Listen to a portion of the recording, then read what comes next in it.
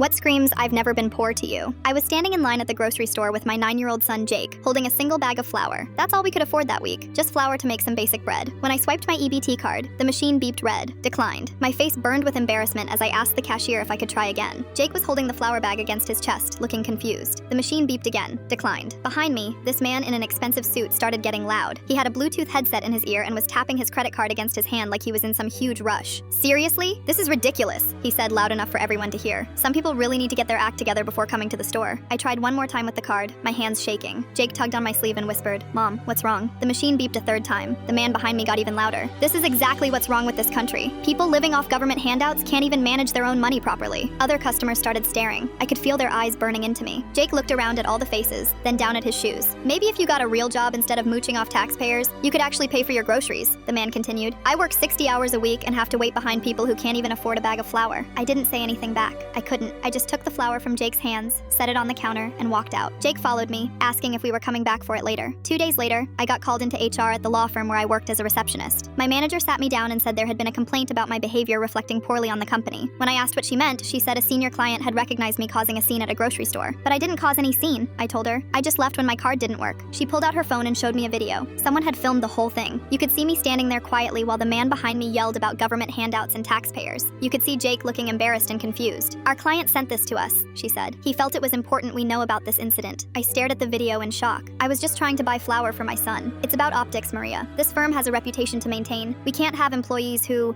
create these kinds of situations in public." Create situations? I didn't say a single word to that man, but it didn't matter. They let me go that afternoon, just like that. No warning, no second chance. They said it was about maintaining the firm's image. A week later, Jake was playing with my phone when he started laughing. "Mom, there's a video of you on here." Someone had posted the grocery store incident on TikTok, but this time the comments were completely different. Everyone was defending me and calling the man in the suit a horrible person. The video had millions of views. People were sharing their own stories about being embarrassed at checkout. One comment said, "That poor woman just needed flour for her kid and this rich jerk humiliated her for no reason." My sister called me crying after she saw it. Then my inbox started filling up with messages from strangers. A woman from Ohio sent me a $200 grocery gift card. Someone else offered to pay for groceries for a month. But the message that changed everything came from an attorney named David Chen. He said he'd seen the video and wanted to help. When we met, he explained that firing me for being poor was illegal discrimination. "They didn't fire you for causing a scene," he said. "They fired you for being on government assistance," which is exactly what that video proves. 3 months later, I had my job back with back pay and damages. The firm also had to put new policies in place about discrimination.